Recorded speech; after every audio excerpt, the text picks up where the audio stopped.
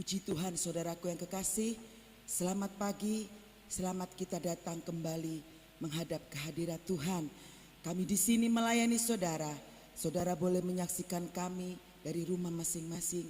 Yesus sudah bangkit, memberikan kekuatan yang baru, memberikan damai sejahtera. Biarlah kita tetap tinggal percaya di dalam Dia yang memberikan kekuatan bagi kita. Puji Tuhan, kita akan berdoa. Terima kasih Tuhan Yesus, kami mengucap syukur kepadamu Tuhan.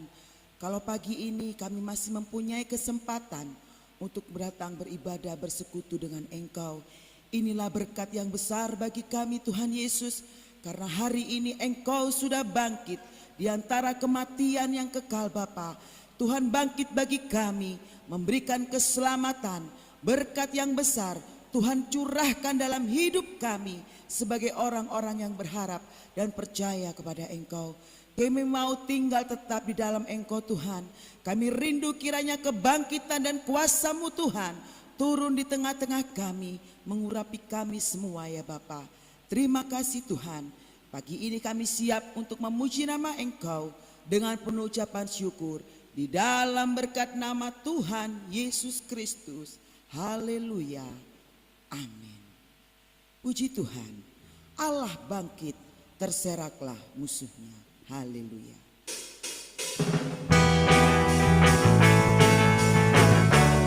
Puji Tuhan, gerakkanlah kekuatan-Mu ya Allah. Tunjukkanlah kuasa-Mu ya Tuhan. Serahkan musuh-Mu, selamatkanlah umat-Mu. Allah dahsyat di tempat kudusnya. Gerakkanlah kekuatan-Mu ya Allah. Tunjukkanlah kuasa-Mu ya Tuhan. Serahkan musuh-Mu, selamatkanlah umat-Mu. Allah dahsyat di tempat kudusnya. Allah bangkit, bersoraklah. Allah bangkit, bernyanyilah. Musuh dikalahkan, umatnya dibebaskan. Allah dahsyat di tempat kudusnya. Haleluya. Gerakkanlah kekuatan-Mu ya Allah. Tunjukkanlah kuasa-Mu ya Tuhan. Serahkan musuh-Mu, selamatkanlah umat-Mu. Allah dahsyat di tempat kudusnya. Allah bangkit, bersoraklah. Puji Tuhan. Allah bangkit, bernyanyilah. Musuh dikalahkan, umatnya dibebaskan. Allah dahsyat di tempat kudusnya. Allah bangkit, bersoraklah. Allah bangkit, bernyanyilah. Musuh dikalahkan, umatnya dibebaskan. Allah dahsyat di tempat kudusnya. Allah bangkit, bersoraklah. Allah bangkit, bernyanyilah. Musuh dikalahkan, umatnya dibebaskan. Allah dahsyat di tempat kudusnya. Allah dahsyat di tempat kudusnya. Haleluya. Allah dahsyat di tempat kudusnya.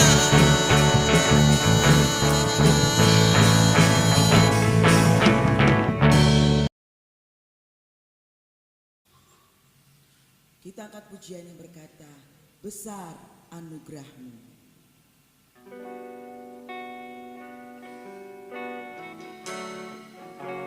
Haleluya.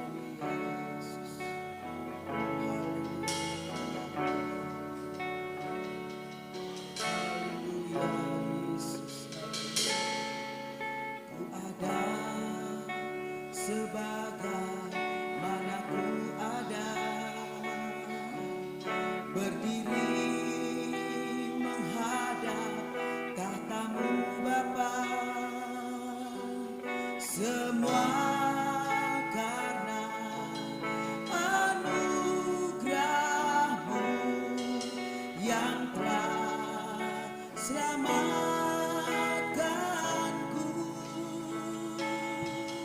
Ku hidup dalam segala kelimpahan, ku layak untuk melayani Tuhan. Semua karena anugerah-Mu tercurah bagiku. Besar anugerah-Mu,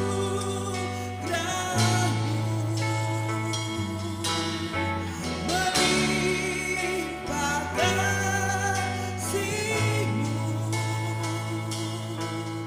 Semakin hari semakin bertambah besar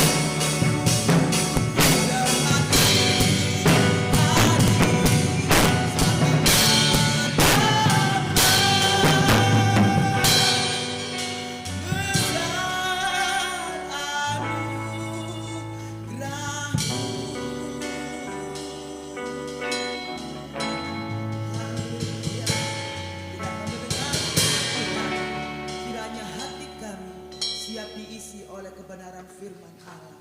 Terima kasih Tuhan. Haleluya. Amin. Haleluya. Puji Tuhan.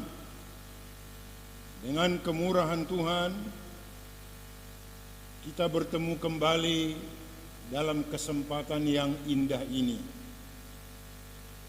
Sebagai gembala sidang, saya sudah rindu untuk bertatap muka dengan jemaat-jemaat Tuhan. Oleh karena satu dua hal, saat ini belum memungkinkan kita untuk bisa bertatap muka. Tetapi lewat pemberitaan firman Allah pada pagi ini, semoga firman Allah ini dapat mengobati kerinduan kita bukan hanya saja untuk bertemu satu dengan yang lain, tetapi bertemu dengan Tuhan di dalam rangka memperingati hari Paskah, yaitu hari kematian dan hari kebangkitan Tuhan Yesus. Saat ini, mari kita sediakan hati kita untuk mendengar dan menerima firman Allah. Mudah-mudahan firman Allah ini dapat menguatkan kita menghadapi situasi yang sedang terjadi di saat-saat ini. Berbicara tentang hari kebangkitan Tuhan Yesus, ini bukanlah hanya sekedar cerita, tetapi ini adalah berita yang disampaikan oleh Tuhan lewat firman Allah. Nah, untuk itu saya akan membaca beberapa ayat dari firman Allah yang bercerita tentang kebangkitan Yesus dari kematian. Di dalam Injil Lukas pasal 24 ayat yang pertama sampai ayat yang ke-8, demikian bunyi firman Tuhan. Tetapi pagi-pagi benar pada hari pertama minggu itu, mereka pergi ke kubur membawa rempah-rempah yang telah disediakan mereka. Mereka mendapati batu sudah terguling dari kubur itu. Dan setelah masuk, mereka tidak menemukan mayat Tuhan Yesus. Sementara mereka berdiri termangu-mangu karena hal itu, tiba-tiba ada dua orang berdiri dekat mereka memakai pakaian yang berkilau-kilauan. Mereka sangat ketakutan dan menundukkan kepala. Tetapi kedua orang itu berkata kepada mereka, "Mengapa kamu mencari Dia yang hidup di antara orang mati? Ia tidak ada di sini. Ia telah bangkit. Ingatlah apa yang dikatakannya kepada kamu ketika Ia masih di Galilea, yaitu bahwa Anak Manusia harus diserahkan ke tangan orang-orang berdosa dan disalibkan, dan akan bangkit pada hari yang ketiga." Maka teringatlah mereka akan perkataan Yesus itu. Berita tentang kebangkitan Yesus bukan hanya sekedar cerita, tetapi Alkitab menunjukkan kepada kita bahwa kebangkitan Yesus itu benar-benar terjadi. Alkitab membuktikan kepada kita pada waktu beberapa orang datang ke kubur Yesus, mereka melihat bahwa kubur itu sudah kosong. Hati mereka menjadi sedih, menjadi susah. Tetapi ada dua orang yang berpakaian berkilau-kilauan menegur mereka dan memberitahukan kepada mereka. Di dalam ayat yang kelima berkata, "Mengapa kamu mencari Dia yang hidup di antara orang mati? Ia tidak ada di sini. Ia telah bangkit. Ingatlah apa yang dikatakannya kepada kamu ketika Ia masih di Galilea." Seandainya mereka yang datang ke kubur itu ingat akan firman Allah, mereka tidak perlu datang di kubur itu. Tetapi karena mereka lupa akan pesan Tuhan, sehingga mereka datang ke kubur dan mengalami kekecewaan. Saudara-saudara yang kekasih di dalam Tuhan, seringkali karena banyak hal kita lupa kepada firman Allah, mengakibatkan seringkali kita kecewa. Peristiwa ini menjadi peringatan bagi kita betapa pentingnya untuk tetap mengingat firman Allah, karena firman Allah itu menjadi sesuatu yang sangat penting dalam hidup ini. Inilah firman Allah yang menceritakan peristiwa kebangkitan Tuhan Yesus dari kematian. Tetapi yang saya mau tekankan kepada kita pada hari ini bukanlah soal cerita kebangkitan itu, bukanlah berita tentang kebangkitan itu, tetapi apakah arti serta makna dari kebangkitan Yesus bagiku dan bagi saudara-saudara, terutama kita yang sudah percaya akan Tuhan Yesus Kristus. Ini yang saya mau tekankan, dan ini yang menjadi penting. Apakah makna, sekali lagi, apakah makna serta arti dari kebangkitan itu bagiku, bagi saudara, bagi orang-orang yang percaya kepada Dia, bahkan bagi dunia ini?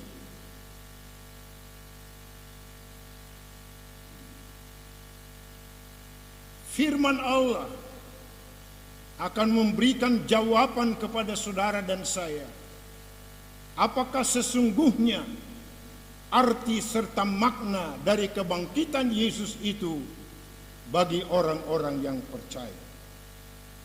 Di dalam 1 Korintus pasal yang ke-15, saya akan membacakan ayat yang ke-14 dan ayat yang ke-17. Firman Allah berkata, 1 Korintus pasal 15 ayat yang ke-14, tetapi andai kata Kristus tidak dibangkitkan, maka sia-sialah pemberitaan kami, dan sia-sialah juga kepercayaan kamu. Ayat yang ke-17, dan jika Kristus tidak dibangkitkan, maka sia-sialah kepercayaan kamu, dan kamu masih hidup di dalam dosamu. Artinya, seandainya peristiwa kebangkitan Yesus itu tidak benar-benar terjadi, maka segala sesuatu, pemberitaan Injil, kepercayaan akan menjadi tidak berarti. Hidup ini menjadi tidak berarti. Apapun menjadi tidak berarti. Tetapi dengan bangkitnya Yesus dari kematian, firman Allah berkata, maka pemberitaan Injil itu menjadi berharga. Pemberitaan kabar baik itu menjadi sesuatu yang menguntungkan bagi orang yang mendengarnya. Itulah sebabnya Tuhan Yesus pernah berkata kepada murid-muridnya, pergilah ke seluruh bumi, beritakanlah Injil, jadikanlah semua bangsa menjadi muridku, dan ajarlah mereka dengan kebenaran. Yesus sendiri menyuruh orang-orang percaya, menyuruh murid-muridnya untuk memberitakan kabar keselamatan. Karena memberitakan kabar keselamatan itu menjadi penting bagi umat manusia. Sebenarnya memberitakan kabar kesukaan itu bukan hanya tugas murid-murid Yesus, bukan hanya tugas para pendeta, tetapi menjadi tugas dari semua orang yang sudah percaya kepada Dia. Sekali lagi,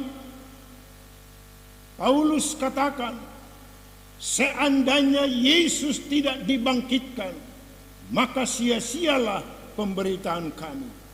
Tetapi karena Yesus bangkit dari kematian, maka pemberitaan Injil itu menjadi sesuatu yang sangat berharga, bernilai tinggi di hadapan Tuhan. Artinya, memberitakan kabar keselamatan, memberitakan kabar baik menjadi tugas dari semua orang-orang percaya.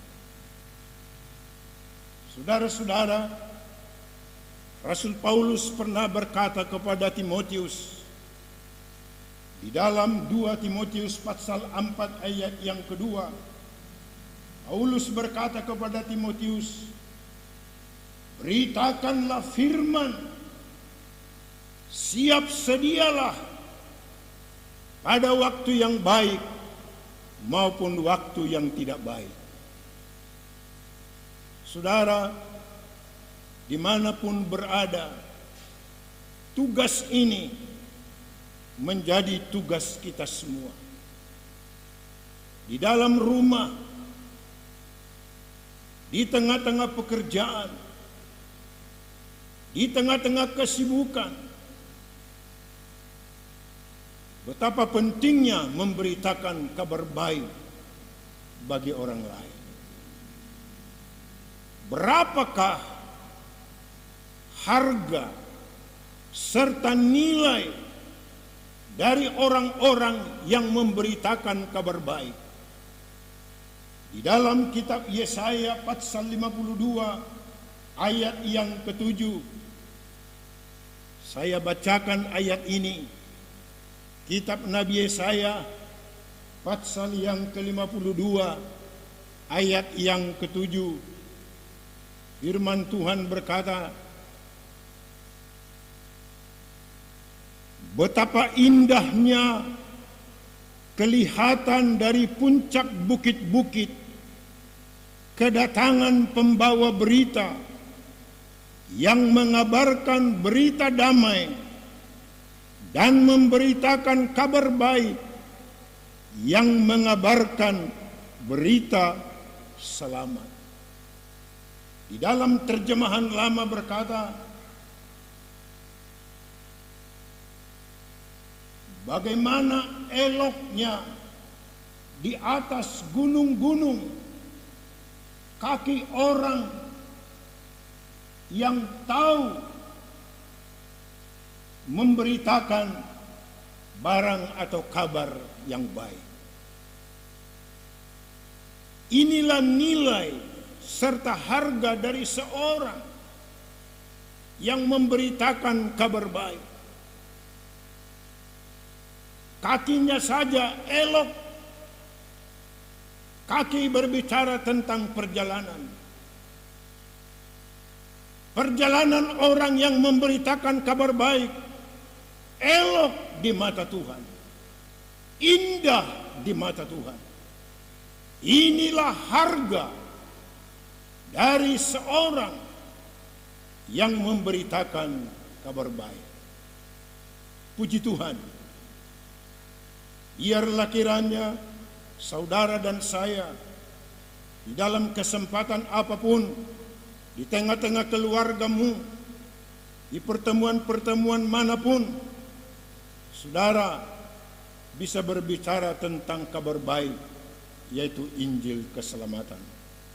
Puji Tuhan, Tuhan memberkati. Kita kembali kepada 1 Korintus pasal yang ke-15.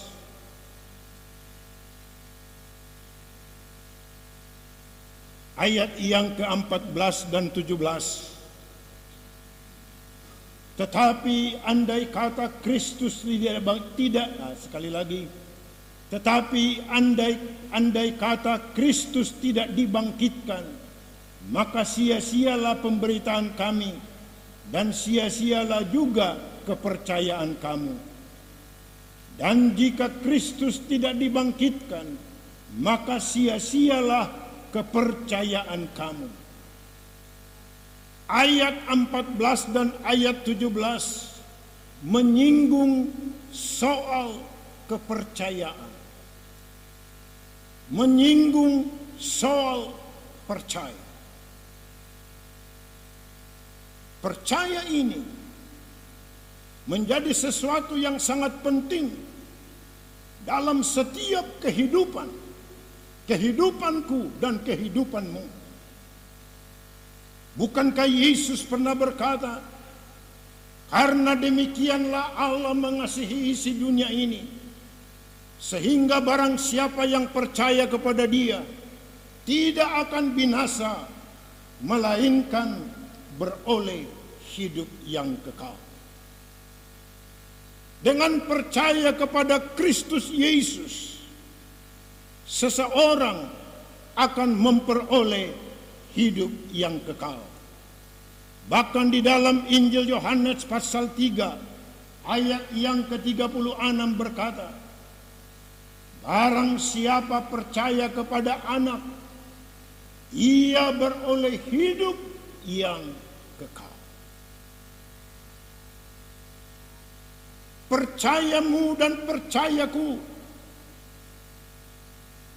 menjadi sesuatu yang sangat berharga dengan bangkitnya Yesus dari kematian. Ada keuntungan yang besar yang akan diperoleh orang-orang yang percaya kepada Kristus Yesus oleh karena kebangkitan Yesus dari kematian. Di dalam Mazmur 40 ayat yang kelima berkata, berbahagialah orang yang menaruh kepercayaan kepada Tuhan. Bukankah banyak orang mencari kebahagiaan? Bermacam-macam cara sudah ditempuh oleh manusia dengan satu maksud, untuk memperoleh kebahagiaan.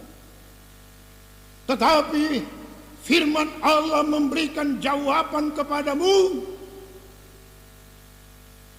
Sebagaimana Daud, dia berkata kepada Tuhan, berbahagialah orang yang menaruh kepercayaan kepada Tuhan. Ada keuntungan besar bila saudara dan saya percaya kepada Anak Allah, yaitu Yesus. Dia menciptakan kebahagiaan di dalam hidup kita. Yesus juga pernah berkata, bagi orang yang percaya tidak ada yang mustahil. Di satu saat ada seorang perwira datang kepada Yesus. Lalu dia berkata kepada Yesus, Yesus, hamba saya di rumah sedang sakit. Lalu Yesus berkata kepada perwira itu, aku akan datang melihatnya dan menyembuhkannya. Tetapi apakah yang dikatakan oleh perwira itu? Ia berkata kepada Yesus, katakan saja sesuatu kepadaku, maka aku percaya hambaku akan sembuh. Seolah-olah dia berkata, Yesus tidak perlu datang ke rumah saya, tetapi katakan saja sesuatu, niscaya hambaku akan sembuh. Apakah komentar dari Yesus tentang percaya dari perwira ini. Yesus berkata, "Aku belum pernah melihat percaya sebesar ini di antara bangsa Israel." Kita melihat dalam peristiwa ini betapa besarnya percaya perwira ini. Dia berkata kepada Yesus, "Katakan saja sesuatu, pasti akan terjadi." Inilah yang menjadikan betapa pentingnya percaya itu di dalam hidupku dan di dalam hidupmu. Itulah sebabnya di dalam Ibrani pasal 10 ayat yang ke-35 saya perlu membacakan ayat ini buat kita semua. Bagaimana firman Allah berpesan. Ibrani 10 ayat yang ke-35. Sebab itu, janganlah kamu melepaskan kepercayaanmu, karena besar upah yang menantinya. Peristiwa yang kita hadapi di hari-hari ini menjadi tantangan yang besar bagi percayaku dan bagi percayamu. Sampai di mana percaya kita akan kuasa Tuhan yang mampu melakukan sesuatu di dalam hidupmu dan di dalam hidupku. Dunia sedang menghadapi tantangan yang berat sekarang. Bagaimana dengan orang-orang percaya yang sedang bertaburan di dunia sekarang ini? Apakah percaya yang ada pada kita masih mampu, masih bisa memberikan kemampuan untuk menghadapi situasi sekarang ini? Banyak berita yang menakutkan. Kematian terjadi di mana-mana oleh karena penyakit sampar. Percayamu dan percayaku sedang diuji. Tetapi firman Allah di dalam Ibrani ini berkata, "Sebab itu janganlah kamu melepaskan kepercayaanmu, karena besar upah yang menantinya." Tuhan mau apapun yang terjadi dalam hidup ini, kesulitan apapun yang kita hadapi, jangan sampai percaya dan percayaku bergeser, tinggal tetap di dalam Tuhan. Betapapun beratnya, betapapun sulitnya, betapapun sakitnya yang terjadi di hari-hari ini. Karena ada upah yang menanti bagi orang-orang percaya.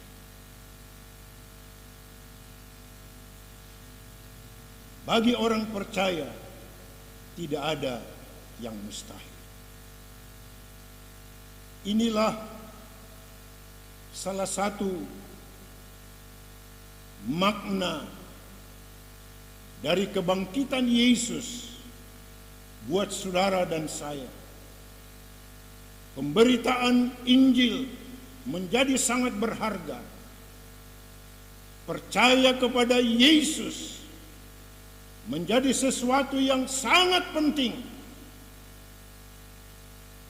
Karena percaya kepada Yesus akan memperoleh hidup yang kekal. Lalu yang kedua, yang menjadi makna serta arti kebangkitan dari Yesus bagi saudara dan saya, ada satu peristiwa yang terjadi di dalam kitab Injil Yohanes pasal yang ke-20 ayat yang ke-19. Saya bacakan firman Allah ini. Ketika hari sudah malam pada hari pertama minggu itu, berkumpullah murid-murid Yesus di suatu tempat dengan pintu-pintu yang terkunci karena mereka takut kepada orang-orang Yahudi. Pada waktu itu datanglah Yesus dan berdiri di tengah-tengah mereka dan berkata, "Damai sejahtera bagi kamu."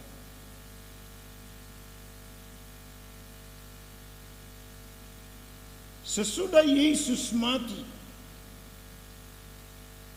di kayu salib dan dikuburkan, dan pada hari yang ketiga dia bangkit, berita tentang kebangkitan Yesus menggemparkan dunia pada saat itu. Peristiwa kebangkitan Yesus itu membuat murid-murid Tuhan dalam ketakutan.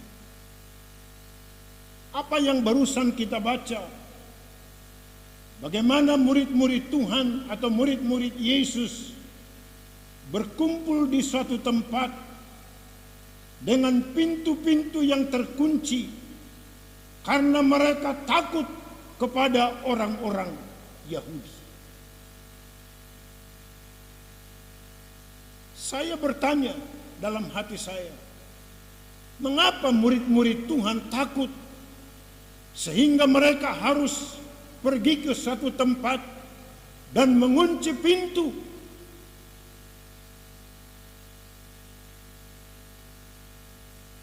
Mereka takut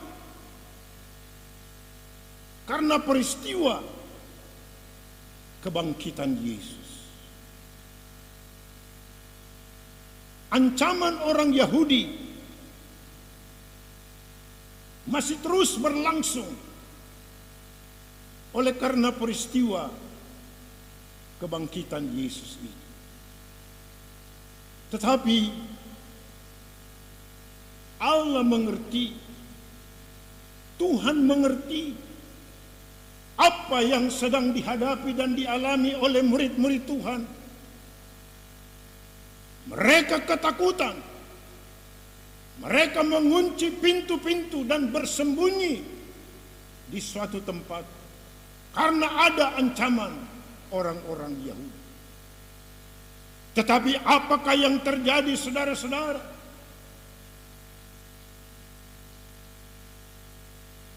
Dalam tubuh kebangkitan, tiba-tiba Yesus hadir di tengah-tengah mereka.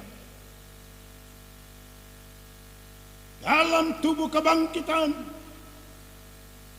Yesus dapat menembus pintu-pintu yang terkunci sehingga dia dapat berdiri di tengah-tengah murid Tuhan yang sedang dalam ketakutan pada saat itu. Kita dapat melihat betapa hebatnya kuasa kebangkitan itu. Dalam tubuh kebangkitan, sekali lagi, Yesus dapat menembus penghalang-penghalang, pintu-pintu yang terkunci, sehingga Yesus hadir di tengah-tengah murid Tuhan. Apakah yang dikatakan oleh Yesus kepada mereka? Pada waktu itu datanglah Yesus dan berdiri di tengah-tengah mereka dan berkata, "Damai sejahtera bagi kamu." Kebangkitan Yesus kembali kita lihat menjadi sesuatu yang sangat bermakna, menjadi sesuatu yang sangat berarti bagi orang-orang percaya. Murid-murid Tuhan yang percaya yang diliputi rasa ketakutan. Tetapi dengan hadirnya Yesus, maka kehadiran Yesus merubah situasi yang takut itu menjadi damai sejahtera. Mereka menjadi tenang. Mereka bersukacita oleh karena Yesus hadir membawa damai sejahtera. Saudara-saudara yang kekasih di dalam Tuhan, bukan hanya pada masa sulit sekarang, sering orang mengalami ketakutan. Berbicara tentang ketakutan, ada banyak hal yang bisa membuat seseorang takut. Bukan hanya saja penyakit, bisnis yang tidak jalan, rumah tangga yang tidak harmonis,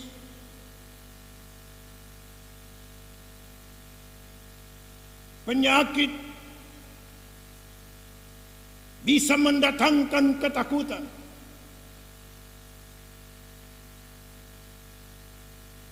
Banyak usaha telah dilakukan oleh manusia untuk mencoba supaya terhindar dari ketakutan. Tetapi pagi ini saya beritakan kepadamu bahwa berita kebangkitan Yesus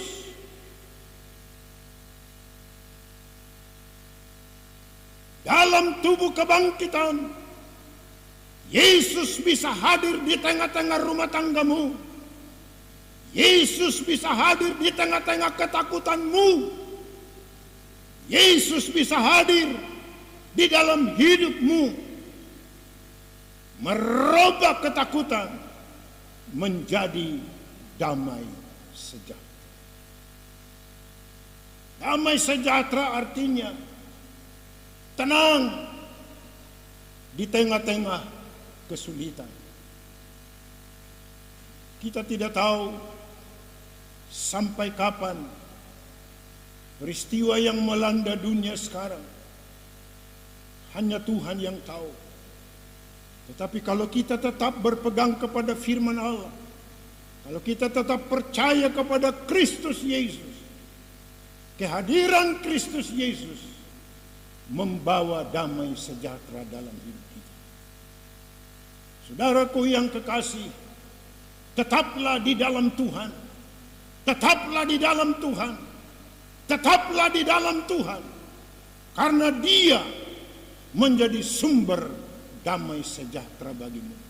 Puji Tuhan. Puji Tuhan. Tuhan memberkati.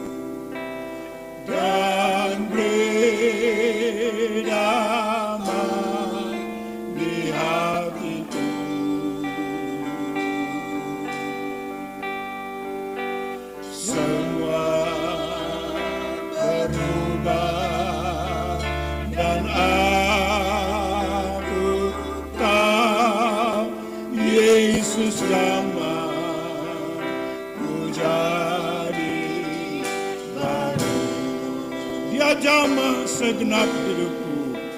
Dia jamah segenap hidupku. Dan beri damai di hatiku.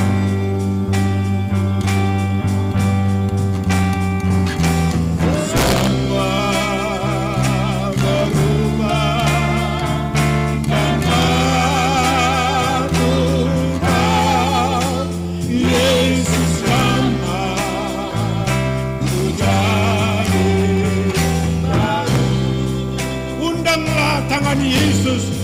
jamah hidupku.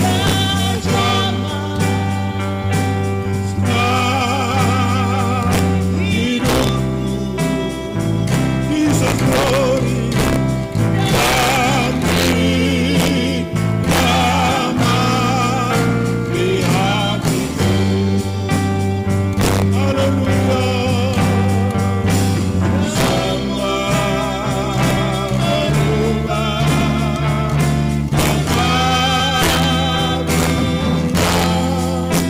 Yesus sama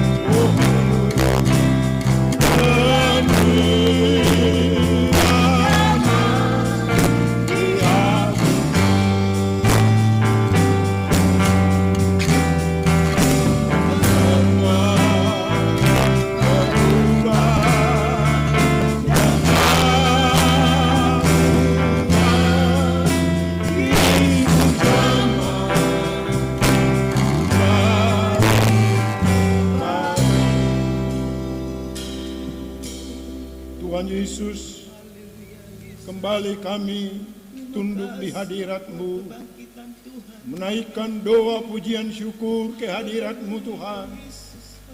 Kami dapat rasakan pertolongan dan penyertaan-Mu dalam hidup kami.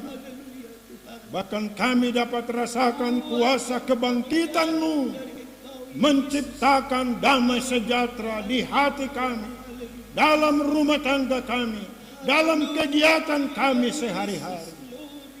Terima kasih buat kebaikan-Mu Tuhan. Kami berdoa, kiranya Tuhan campur tangan melihat situasi dunia sekarang ini. Kami tidak mengerti berapa lama lagi Tuhan dunia harus dilanda penyakit sampar yang terang terjadi hari-hari ini.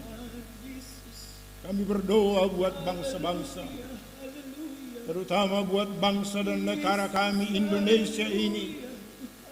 Tuhan melihat dan Tuhan mengerti. Ampunilah bangsa ini Tuhan, ampunilah kami Tuhan. Tuhan kiranya menolong pemerintah kami untuk menangani bela sampar yang sedang terjadi hari-hari ini.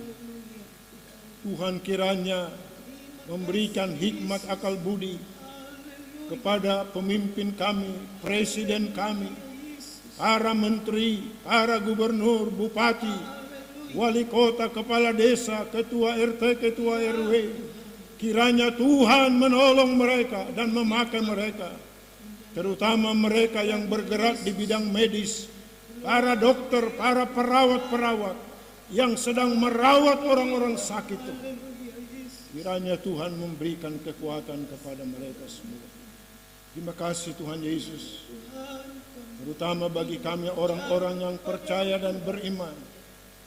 Tuhan memberikan pengertian kepada kami bagaimana kami hidup di tengah-tengah dunia yang sedang dilanda kesusahan ini. Tuhan kiranya tolong kami. Seluruh jemaat-Mu ya Tuhan, kiranya tangan Tuhan menjangkau mereka, melawat mereka, membentengi kami, menjaga kami siang dan malam, sebagaimana janji-Mu kepada kami.